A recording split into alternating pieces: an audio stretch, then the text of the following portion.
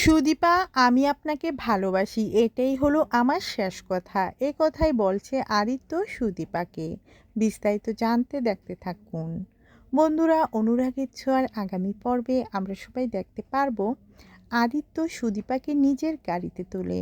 এদিকে সুদীপা আদিত্যের কাছে জানতে চায় সুদীপা কার সাথে মিশলো না মিশলো, আদিত্যের কেন এত কষ্ট লাগে। আদিত্য বলে, আপনার পাশে আমি কাউকে দেখতে পারি না, কেউ আপনার পাশে কাছে থাকুক সেটা আমি চাই না।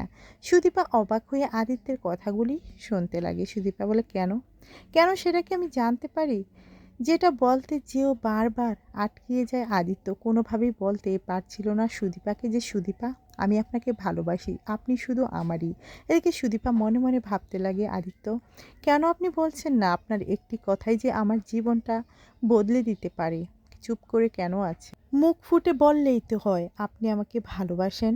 এবার গল্পে যদি এমনটা হয় আপনাদের দেখতে কেমন লাগবে জানিয়ে দিন।